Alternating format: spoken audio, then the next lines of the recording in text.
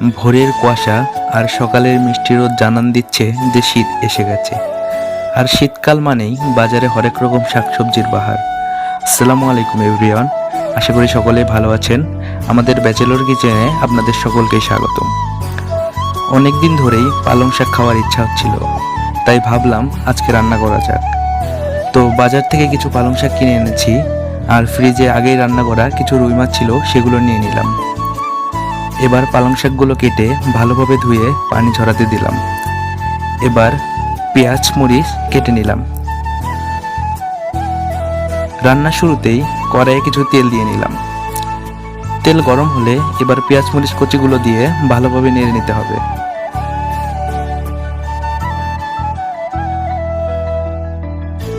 এবার মাছটা দিয়ে ভালোভাবে ভেঙে নিতে হবে যেন শাকের সঙ্গে মিশে যায়।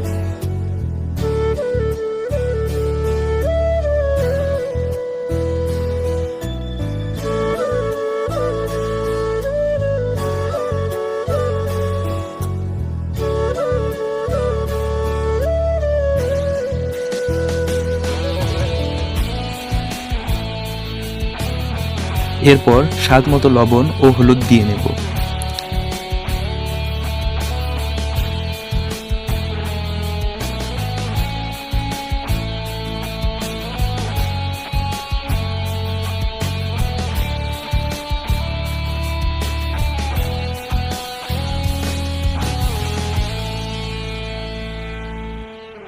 সবকিছু ভালোভাবে মিশে গেলে এবার শাকটা 3-4 মিনিটের জন্য ঢেকে রাখবো।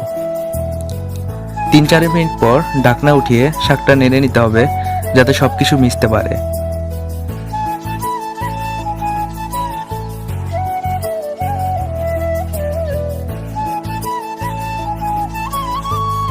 এ পর্যায়ে ঢাকনা দিয়ে 5 মিনিট অপেক্ষা করব। একটু ঝোল বাকি আছে, সেটা শুকিয়ে গেলেই আমাদের রান্না কমপ্লিট।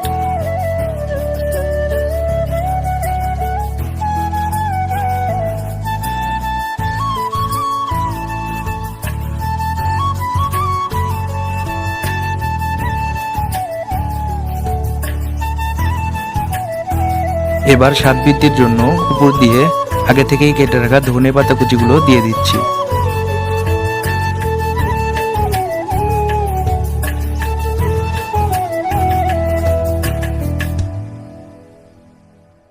তৈরি হয়ে গেল সুস্বাদু পালং শাক। এই পর্যায়ে পরিবেশনের জন্য পাত্রে বেড়ে নেব। রেসিপিটা চাইলে আপনারা বাড়িতেও ট্রাই করতে পারেন। ভিডিওটি শেষ পর্যন্ত দেখার জন্য সকলকেই ধন্যবাদ। আজকের মতো বিদায় নিচ্ছি, পরবর্তী ভিডিওতে আবার দেখা হবে। সে পর্যন্ত সুস্থ থাকবেন, ভালো থাকবেন। আল্লাহ হাফেজ।